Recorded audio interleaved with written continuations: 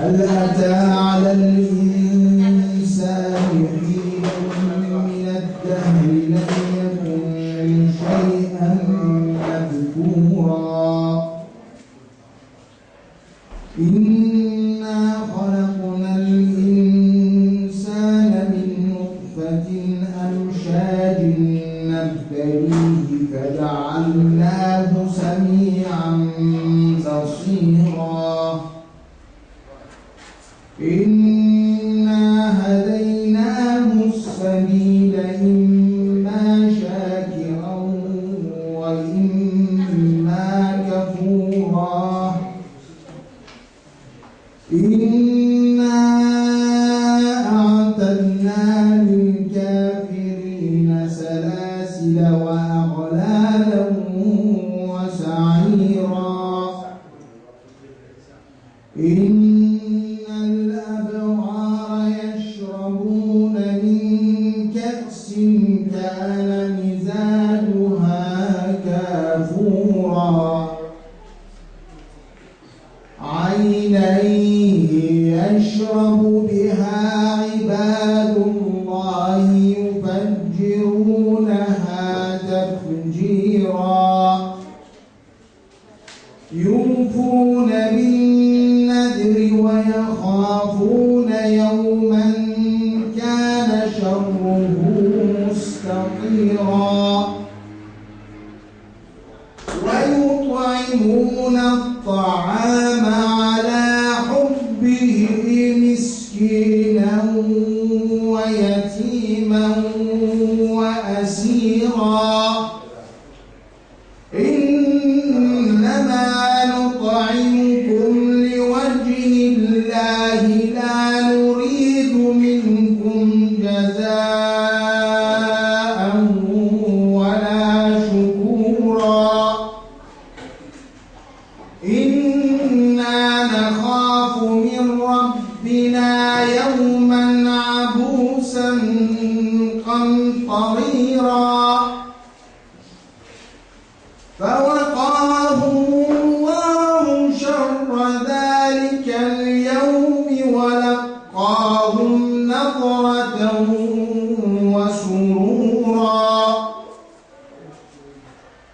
وجزاهم بما صبروا جنة وحريرا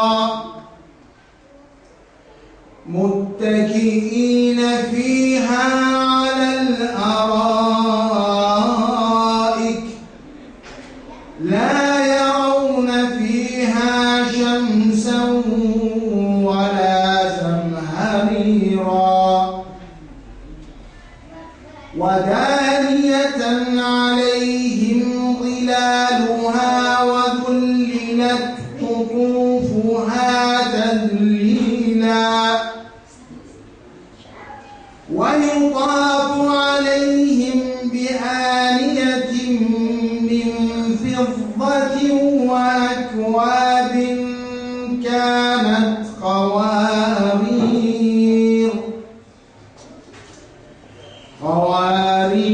من فضة قدروها تقديرا صدق الله العلي العظيم صلوات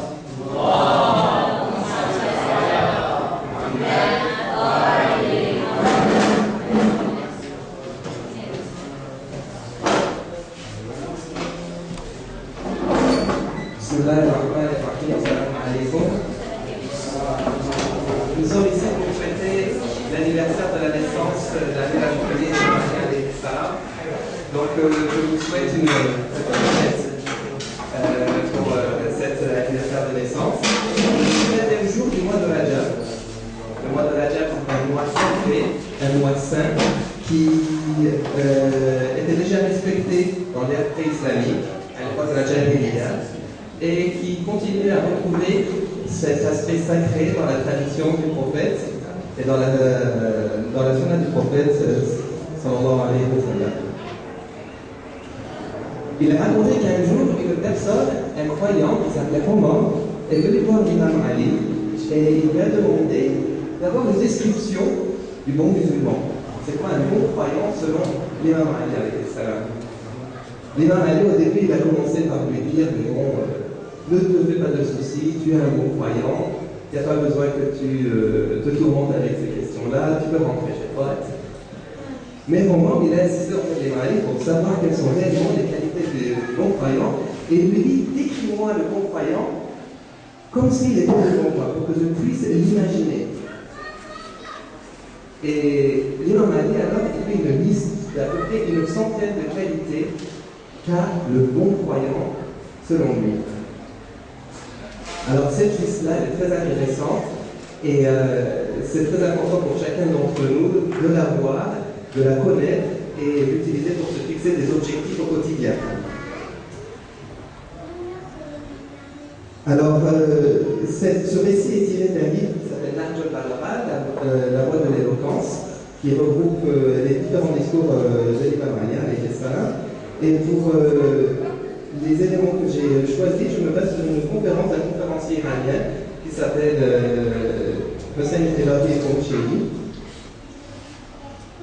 Et donc, la première qualité que le prophète, que l'imam Ali donne au bon croyant, c'est le fait de dire sawab, de parler sawab, que son verbe ce soit le sawab. Alors c'est quoi le sawab? Ce n'est pas dire la vérité. Le bon croyant, quand il parle, il ne dit pas que la vérité, il dit la vérité qui convient aussi de dire. Parce que toute vérité ne convient pas d'être dite. On peut très bien parler en mal de quelqu'un dans son dos, faire un riba, tout en disant la vérité à propos de cette personne. Et cet acte, c'est un acte mortel, c'est un acte qu'on doit éviter de faire. Donc, l'imam Ali dit ceux qui le disent, c'est le savoir, c'est-à-dire la vérité qu'il convient de dire. Ce n'est pas juste la vérité, mais c'est la sagesse et le juste. Alors, pour la suite, je vais inviter le frère Abu Haïdar pour faire un poème en arabe. Et suite à ce poème-là, je vais continuer à énumérer certaines qualités mentionnées par l'imam Ali alayhi salam pour le bon croyant. Sallu ala Muhammad wa ala Muhammad. Allahumma salli ala Muhammad wa ala Muhammad. السلام عليكم. لا عذب الله قلبا أنت فيه يا علي، ونحن نحتفل بميلاد أمير المؤمنين علي عليه السلام، ولنا وقفة أخرى مع النفس، إنه كيف نتأسى به، وهو صاحب تلك الروح العظيمة الذي لم ينسى حتى قاتله لعنه الله، حيث أشرفه في طعامه، فكيف يهملنا ونحن الذين نحمل له هذا الحب الجامع، ومنذ ولدتنا أمهاتنا نهتف باسمه ونفرح بمولده ونبكي في استشهاده، فكيف يتركنا في عرصات القيامة في حالة العطش والخوف والهلع والجزع. عندي نشيد، انتم وياي تردون بس يا علي نهايته، لا كان علي مو بديتي بسم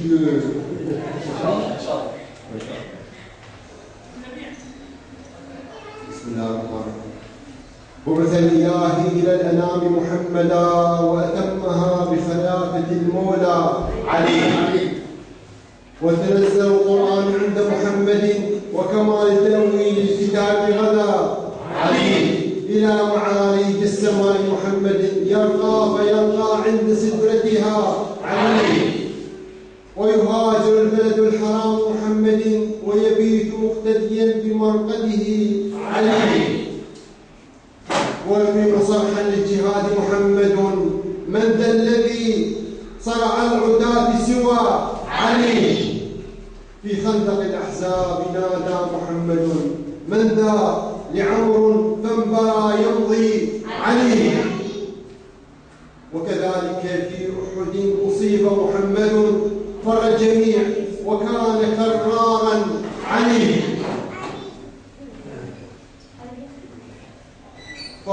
فارحمه الباري علينا محمد، والصدمة الكبرى على الأعداء علي، ومدينة العلم العظيم محمد والبار للصرح المبين غدا علي. واعلم لواء الحمد باسم محمد ويراه في يوم القيامة مع علي. والحوض يوم الورد ملك محمد لكنما الساقي عليه غدا علي. أعطى إلهي كوثرا لمحمد من زوج القطر البتول سوى علي. ويحج في بيت الإله محمد أوليس في بيت الإله أتى علي. والجنة المثلى لدين محمد لكن بشرط دخولها تهوى علي. والنار ما خلقت وحق محمد إلا لتسقى الحاقدين على علي. والجنة والنار قل لمحمد وقسيمها يوم الحساب غدا علي. وأتم بالإيمان دين محمد وبها تسمى يوم خندقهم علي. وعلي يدعو ربه بمحمد ومحمد يدعو بحق أخي علي. أحسنتم.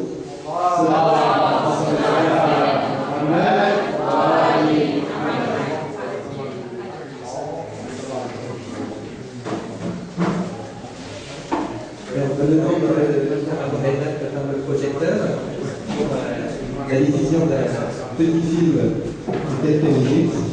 Je vais continuer avec trois qualités du croyant, selon cet extrait de la Jovalora. Le croyant, il est raisonnable et il est économe. C'est-à-dire qu'il soit riche ou qu'il soit pauvre, sa manière d'agir reste dans la modération. En arabe, malgré son mot الاقتصاد. Alors déjà, désolé pour mon mauvais accent arabe, vous l'avez déjà remarqué. Ensuite, c'est-à-dire qu'ils marchent et ils sont modestes. Leur habitude, c'est le fait d'être humble. Ils ne marchent pas avec orgueil, ils ne sont pas prétentieux, ils sont humbles et ils sont modestes. Comme on peut lire dans le Saint-Coran, sur la Qur'an, verset 186, les serviteurs miséricordieux, il s'agit de ceux qui marchent sur la terre dans l'humilité. Et le parti très important de l'humilité aussi, c'est la justice envers les autres. Alors, vous savez qu'il existe cette tradition chez les Arabes, pour interpeller une personne, pour parler à une personne avec respect, on l'appelle par un surnom, pas par son prénom. Comme je dis Abu Haïda, par exemple, on va dire en arabe Abu Intel ou Abu quelque chose, etc. C'est une marque de respect d'appeler une personne par son surnom. Et il racontait qu'il y avait un contentieux, un litige entre Imam Ali et entre un autre arabe juif, et ils se rendent auprès d'un juge pour lui tranche entre eux. Et à ce moment-là, donc, le juge il dit à l'imam Ali, Abu Farad, par exemple, viens par ici. Et ensuite, il dit au juif, Chamrou, viens par ici. Donc il appelle l'imam Ali par son surnom et le juif par son prénom. Et à ce moment-là, l'imam Ali s'insurge et rappelle, je vais dire, le juge à l'ordre, et lui dit, il n'est pas question que tu nous traites avec inégalité. Si tu m'appelles par mon surnom, tu l'appelleras par son surnom. Et si tu m'appelles par mon prénom, tu l'appelleras aussi par son prénom. Et maintenant, si vous voulez bien, on peut lancer la vidéo. Salam ala Muhammad wa ala Muhammad.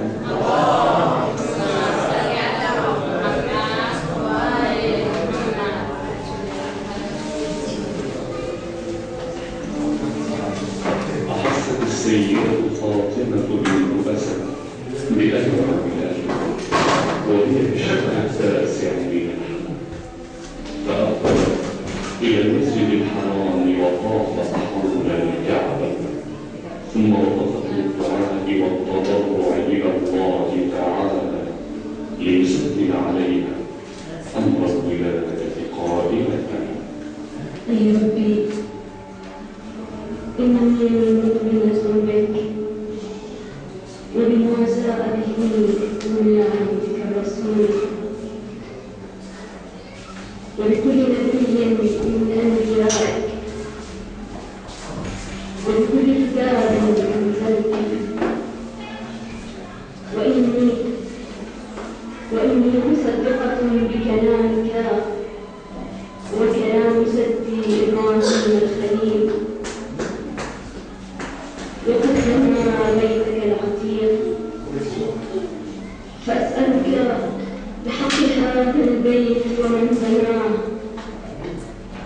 وبحق أنبيائك المرسلين وملائكتك المقربين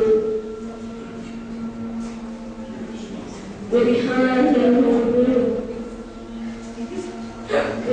المولود الذي في أحشائي الذي يكلمني ويلبسني بحديثه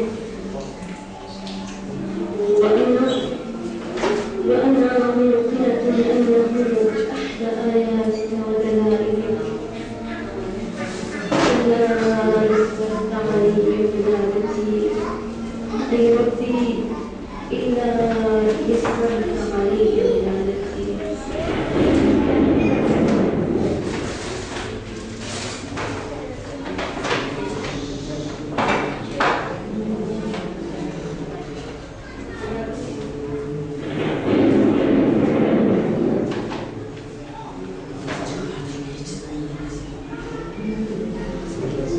ولك في حرم الإله وأمره والبيت حيث فناؤه والمسجد غير طاهرة الثياب نقية طابت وطاف وليها والمولد مات في فرق القوافل مثله إلا ابن آمنة النبي محمد.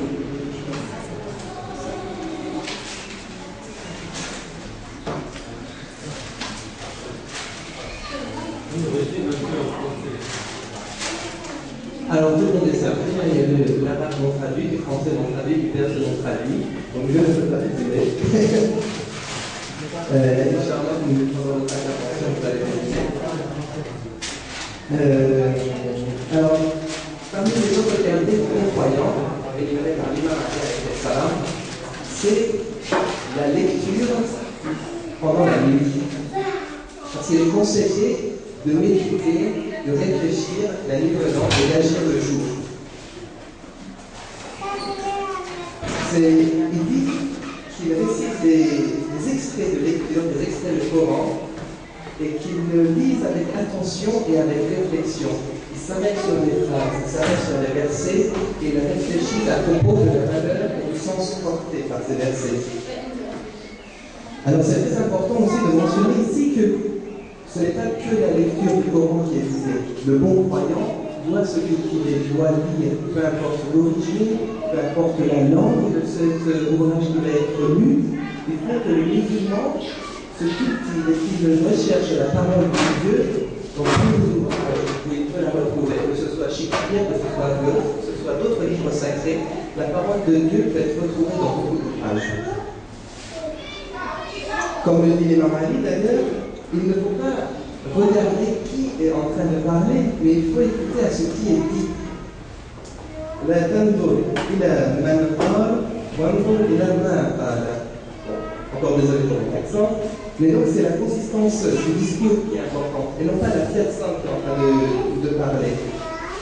Et si c'est la consistance du discours qui est importante, c'est qu'il faut aussi faire attention à ce discours, et qu'il faut réfléchir sur les phrases de ce discours.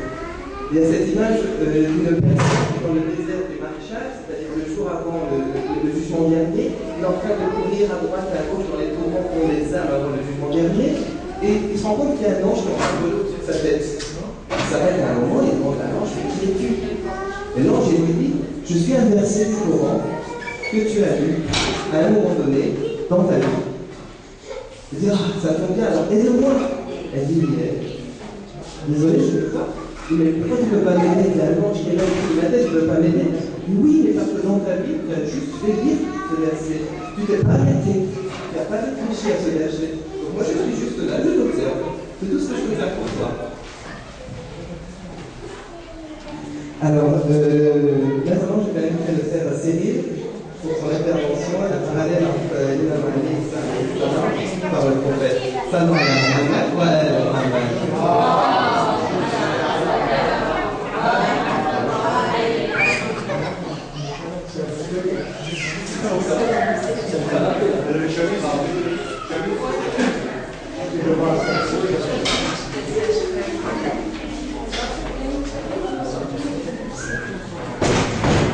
السلام عليكم ورحمة الله وبركاته.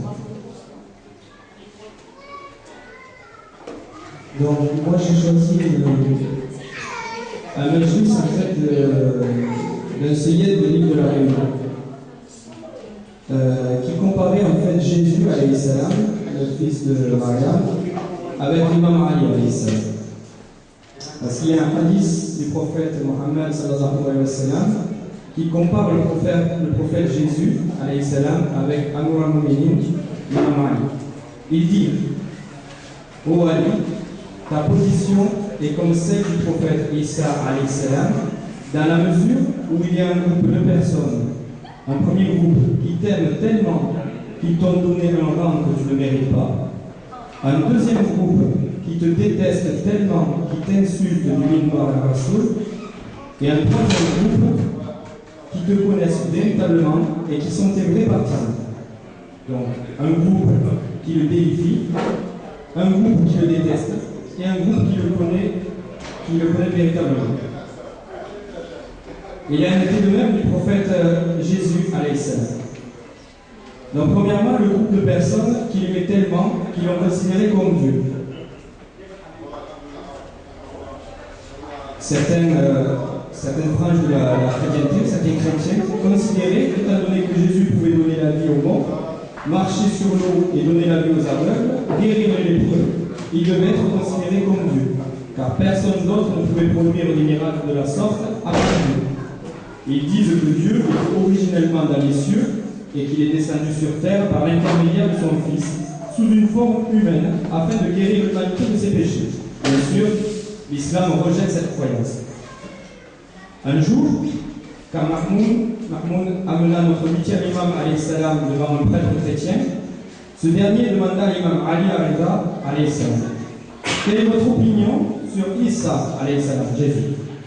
L'imam répondit: Jésus est un prophète de Dieu et nous le respectons beaucoup. Alors le prêtre demanda: quelle est votre opinion sur le prophète Mohammed sallallahu alayhi wa sallam? Notre 8e imam répondit: nous croyons que le prophète Mohammed est le plus élevé des prophètes d'Allah et qu'il est meilleur que tous les autres prophètes avant lui. Alors le prêtre demanda des explications. L'imam ajouta donc: nous considérons que le prophète Mohammed sallallahu alayhi wa sallam a un rang plus élevé parmi tous les prophètes antérieurs, car il jeûnait davantage et priait plus que le prophète Isa alayhi salam. Alors le prêtre se met en colère et dit: comment osez-vous dire que quelqu'un priait plus que le Seigneur Jésus? Et là, l'imam Ali Arida alayhi salam, il réplique alors: s'il est votre Seigneur, donc s'il est Dieu, pouvez-vous me dire qui il prie, qui Jésus priait, puisque vous le considérez comme Dieu? Devant qui il se prosternait? Voilà, ceci conclut l'interprétation. Donc le second groupe haïssait tellement Isa alayhi salam qu'ils ont injurié sa maman et lui-même.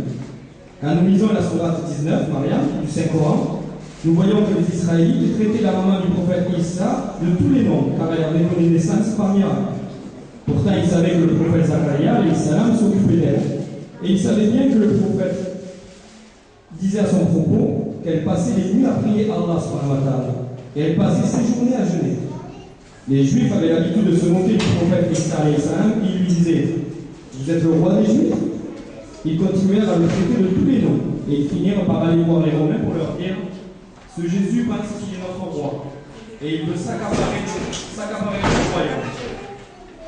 Ils dirent: nous le haïssons, nous le méprisons, vous devez le crucifier. Mais leur plan a échoué, bien entendu.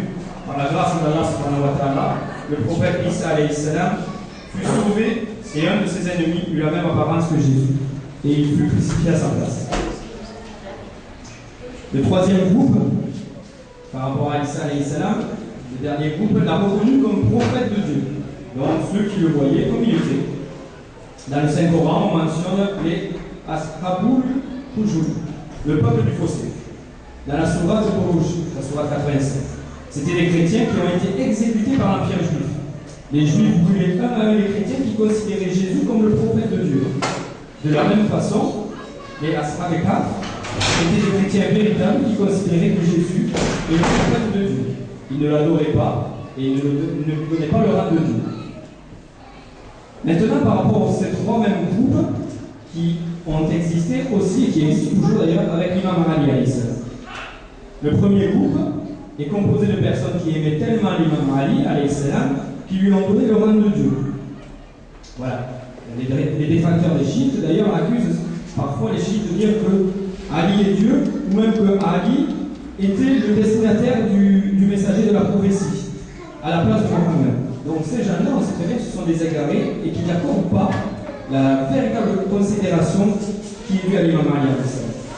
Ce groupe de personnes a vu le jour à l'époque de l'imam Ali alayhi salam, sous le leadership de Abdullah ibn Wahab Sabari. Avant, il était le leader des Khawarij.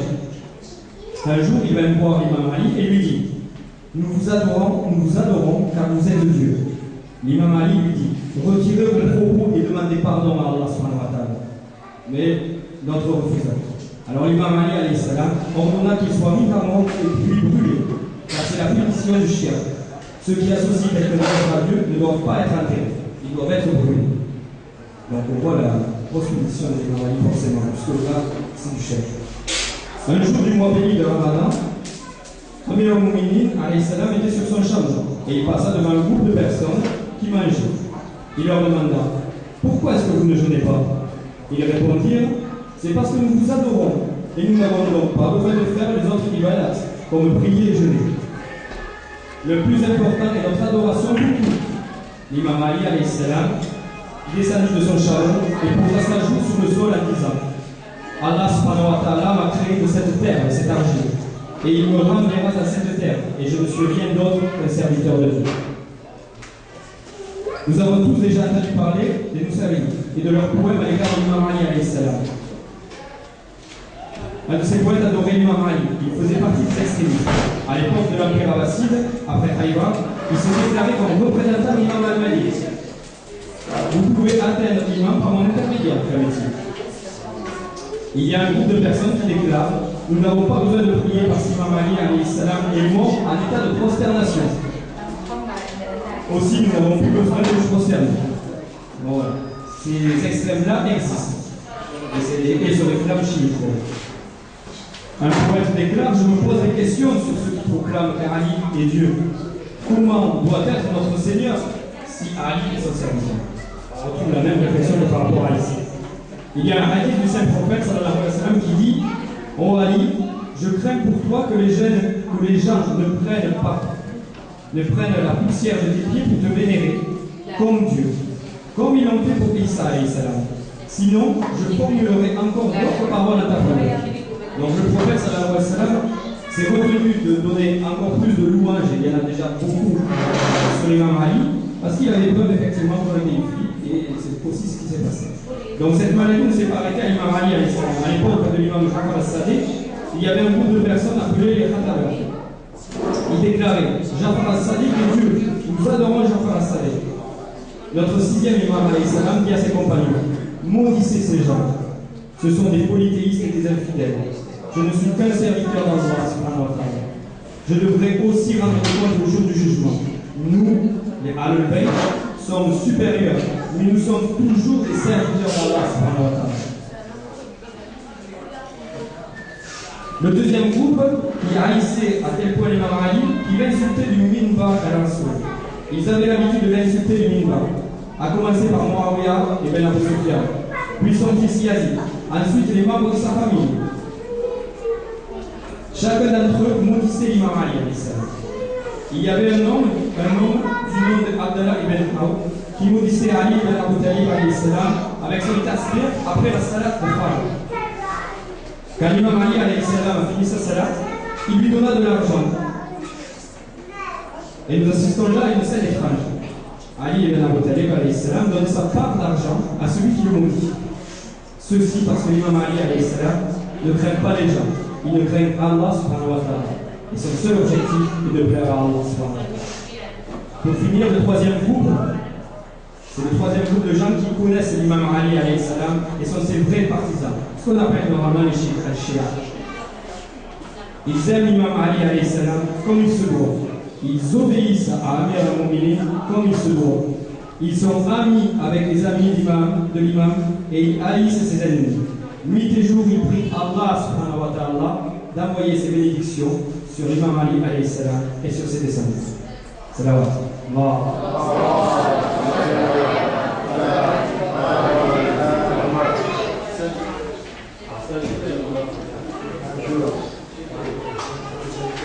C'est comment?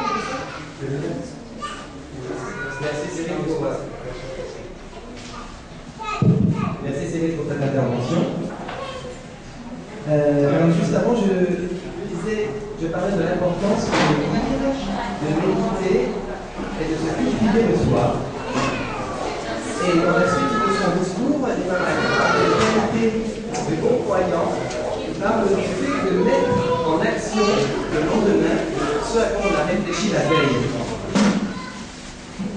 Parmi les qualités, donc, il dit le jour, les croyants sont généreux, patients, avec compassion, pieux et surtout, ils mettent en action ce à quoi ils ont médité la veille.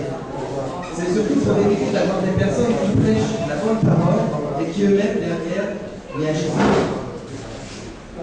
Ensuite, il dit que le bon croyant, il est fort, il est fort dans sa foi, il est fort dans sa croyance, il est persistant dans sa pratique, mais aussi il est avide de savoir.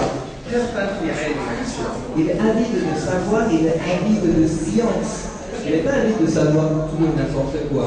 Bon, la curiosité c'est bien, soit. Mais la curiosité pour savoir des ragots people, des histoires sur la vie des gens, parler ce genre de choses, c'est pas ce qui intéresse le Mohamed. Ce qui intéresse le Mohamed, c'est se cultiver par la science et s'intéresser vraiment au vrai savoir. Et ensuite, il rajoute une autre qualité qui est importante, la jammola qui est importante. C'est-à-dire, même le croyant, lorsqu'il est pauvre, lorsqu'il est démuni, il donne toujours une importance à la beauté. S'il habite dans une petite maison, s'il n'a pas les moyens d'avoir un grand appartement, ou etc., eh bien, sa maison sera toujours bien rangée, bien propre. S'il n'a pas les moyens pour s'acheter des beaux vêtements, au moins ses vêtements seront toujours propres. Il sera parfumé. Il respectera les autres de par sa beauté. Parce que Dieu est beau et il aime le beau.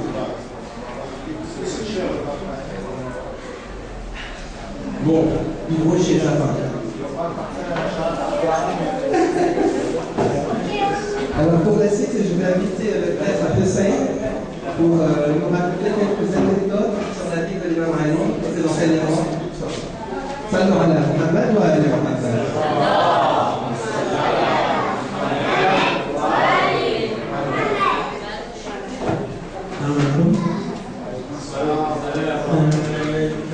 Trois anecdotes sur l'imam Ali.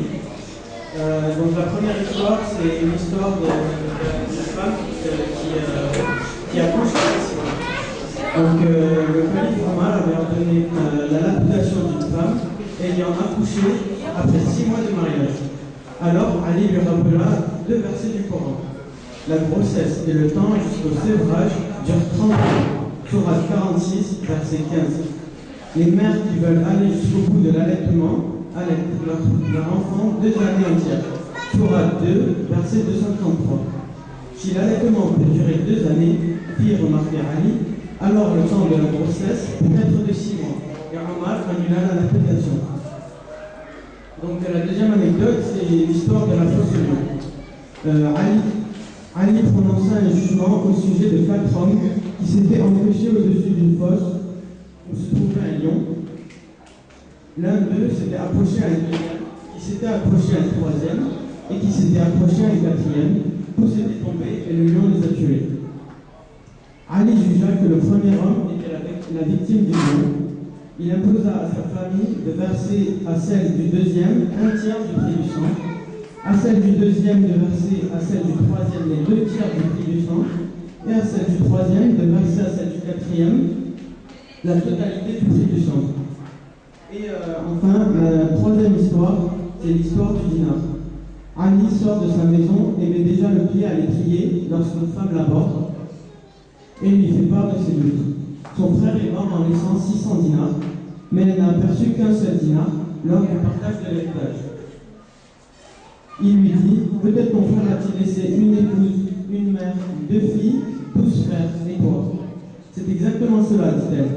Il lui dit alors les 2 tiers pour ses 2 filles 1/6 pour sa mère, 1/8 pour son épouse, et 2 fois plus pour chacun de tes frères que pour toi.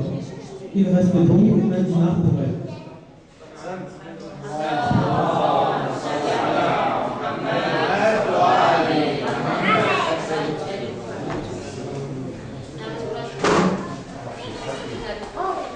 Dans la suite des qualités énumérées par l'imam Ali sur les qualités du bon musulman, du bon croyant, il parle de son dynamisme dans sa croyance, le fait qu'il est heureux d'être sur le droit chemin.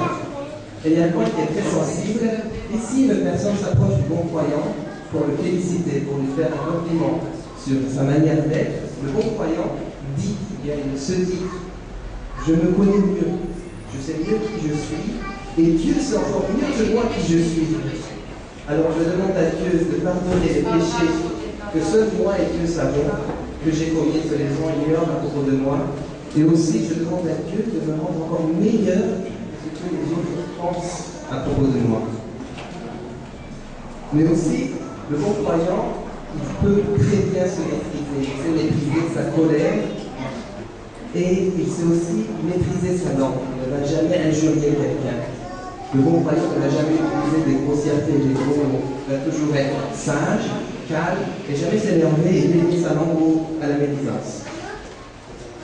Et enfin, il est persistant sur sa démarche. Le bon croyant ne sort pas du bon chemin et il ne rentre pas dans l'obscurité du bâtiment.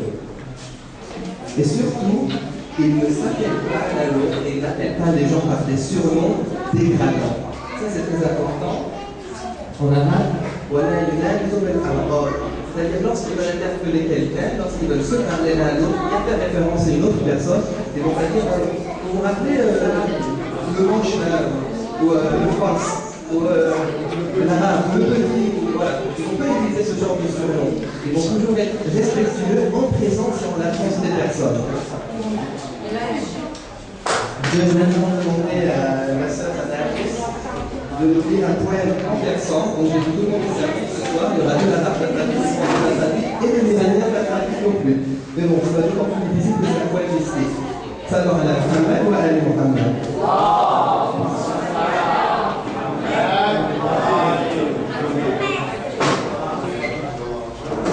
Salam alaikum. أعوذ بالله من نفسي. بسم الله الرحمن الرحيم. وهو العلي العظيم. هو الأول والآخر والظاهر والباطن. وهو بكل شيء عليم. بإذن الله ورسوله وبإذن مولانا أمير المؤمنين. السلام عليك يا فاطمة الزهراء. السلام عليك يا حجة ابن الحسن. از ذکر علی مدد گرفتیم، آن چیز که می شود گرفتیم. در بوته آزمایش عشق از نمره 20 صد گرفتیم. محکوم به حبس عشق گشتیم، حکم ازلی ابد گرفتیم. دیدیم هدایت علی سبز، معجون هدایت علی سبز. در چنبر آسمان آبی خورشید ولایت علی سبز. از باده حق سیاه مستیم، اما ز حمایت علی سبز. شیرین شکایت علی زرد، فرهاد حکایت علی سبز. دستار شهادت علی سرخ، لبخند رضایت علی سبز. در نامه ما سیاه رویان امضای عنایت علی سبز. یا علی در بند دنیا نیستم، بنده لبخند دنیا نیستم. بنده آنم که لطفش دائم است، با من و بی من به ذاتش قائم است. دائم الوصلیم اما بی خبر، در پی اصلیم اما بی خبر. ما قدم‌هاییم در دست ولی، کز لب ما می‌چکد ذکر علی. ذکر مولایم علی اعجاز کرد، عقده‌ها را از زبانم باز کرد. نام او سرحلقه ذکر من است، کز فروغ او زبانم روشن است. کیست علی؟ پیکر بلبل سوار، صاحب لوح و قلم و ذوالفقار. از چه علی شد ولی ذوالجلال؟ دامن پاکیزه و شیر حلال. شیر خدا را چه کسی شیر داد؟ شیرزنی مومن و نیکونهاد. کیست این چهره پوش گردآلود، شانه‌های ستبر دردآلود؟ کیست این ردپای پینه زده، گام در کوفه و مدینه زده؟ کیست این امتزاج آتش و نور، چهره و گرمنای خرم تنور؟ کیست این سایه‌بار در دل شب، کیسه‌ای پر از عشق و نان و رطب؟ کیستم بنده‌ای به درگه او، که مگر طی کنم شبی ره او؟ آه مولا مرا مدد برسان، زیر صفرم مرا به صد برسان. ایا ساقی مستان ولایت، بهار بی زمستان ولایت، از آن جامی که دادی کربلا را، بنوشان این خراب مبتلا را. چنان مستم پر از یکتاپرستی، که از آهن بسوزد ملک هستی. هزاران راز را در من نهفتی، ولی در گوش من آهسته گفتی. ز احمد تا احد یک میم فرق است، ز احمد تا احد یک میم فرق است. جهانی اندر این یک میم غرق است. محمد میم و ها و میم و دال است، تدارک بخش عقل و اعتدال است. محمد رحمت للعالمین است، شرافت بخش صد روح الامین است. محمد پاک و شفاف و زلال است، که مرآت جمال ذوالجلال است. محمد تا نبوت را برانگیخت، ولایت را به کام شیعیان ریخت. ولایت باده غیب و شهود است، کلید مقصد سر وجود است. محمد با علی روز اخوت، ولایت را گره زد بر نبوت. محمد را علی آیینه دار است، نخستین جلوه‌اش در ذوالفقار است. بجز دست علی مشکل گشا کیست، کلید کنت و کنزا مخفیا کیست؟ کسی جز او توانایی ندارد، که زخم شیعه را مرهم گذارد. قدیر باد گردان ولایت، رسولان الهی مبتلایت. ندا آمد ز محراب سماوات، به گوش گوشگیران خرابات. رسولی که از قدیم خم نگوشد، ردای سبز نرست را نپوشد. تمام انبیا ساغر گرفتند، شراب از ساقی کوثر گرفتند.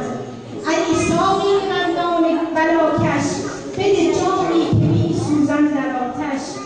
مرا آینه صدق و صفا کن، تجلیگاه نور مصطفی کن. سلام.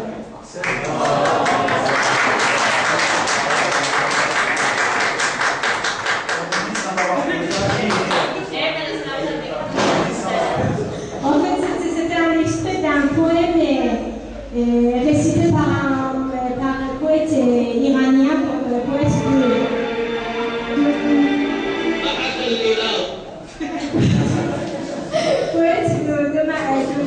de l'école d'Ahl Bayt, Mahmoud Mohamed Reza Abbasi, Rahmatullah alayh. Malheureusement, je ne peux pas le traduire en français, j'aurais bien aimé, mais je ne peux pas car il s'agit d'un poème mystique. Donc je ne suis pas en mesure de le faire. Par contre, je tiens à remercier de la part de toutes les femmes de notre communauté, et de remercier tous les hommes ici présents et tous les pères pour leur travail, leurs efforts et leur présence, et tous qui font le bien de leur famille. Que Inch'Allah, l'imam Ali alayhi salam soit un modèle, un exemple pour nous tous. Ça va.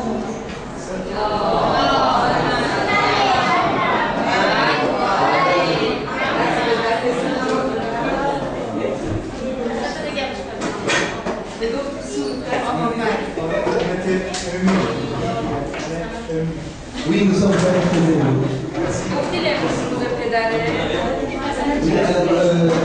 Pour l'information, aujourd'hui c'est aussi le jour du Père, la journée du Père. En levant le jour de la naissance des Arabes, c'est aussi la journée nationale du Père. Merci. C'est pour 364 jours la journée du Père. Toute l'année c'est la journée du Père.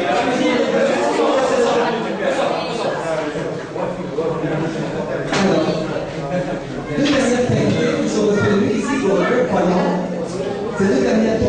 qui est la générosité et le courage.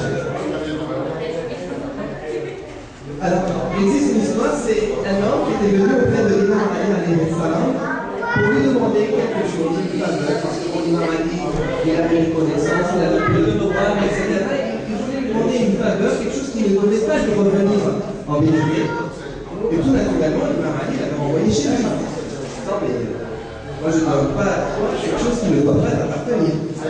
Alors cette personne, extrêmement vexée, elle se rend auprès de Muawiyah et elle commence un poème qu'elle avait préparé pour se soulager de son énervement. Elle commence à dire: je viens de chez l'homme le plus peureux auprès de l'homme le plus courageux. Elle envoie une question. Et il continue: je viens de chez l'homme le plus avare auprès de l'homme le plus généreux.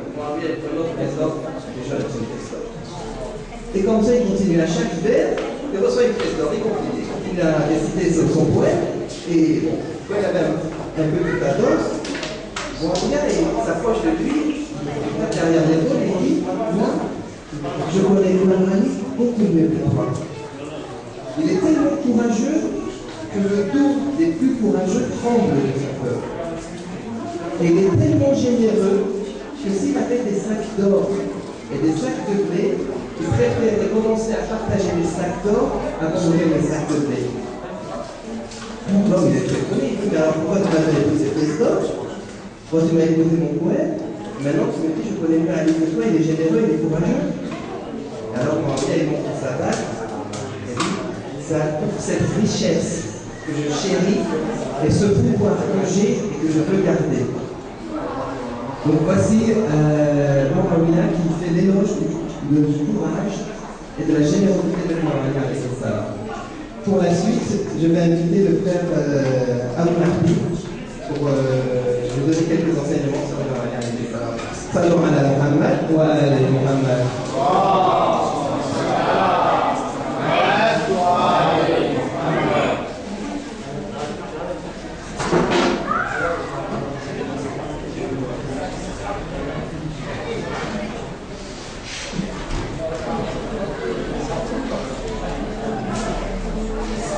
بسم الله الرحمن الرحيم. اللهم صل على محمد وآل محمد في الأولين، وصل على محمد وآل محمد في الآخرين، وصل على محمد وآل محمد في السابقين.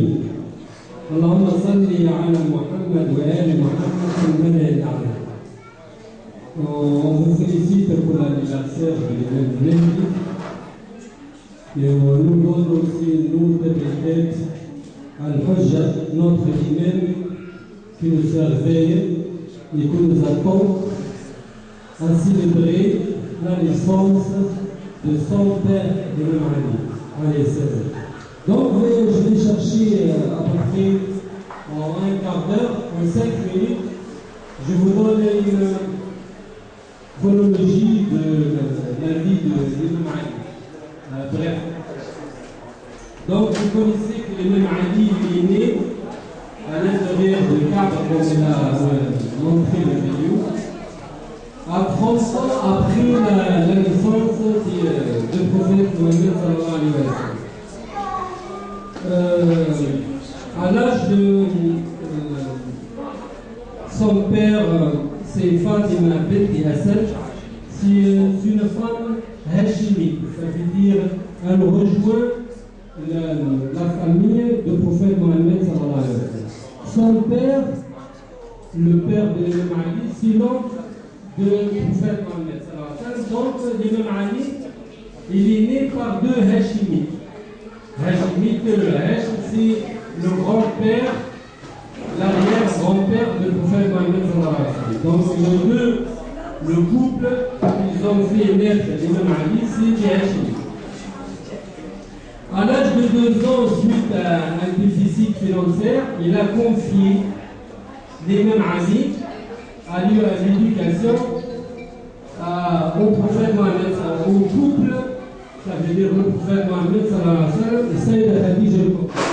Donc à l'âge de 2 ans, suite à des difficultés financières le père de l'imam Ali, il a confié l'éducation de son fils au prophète Mohammed sallallahu alayhi wa sallam.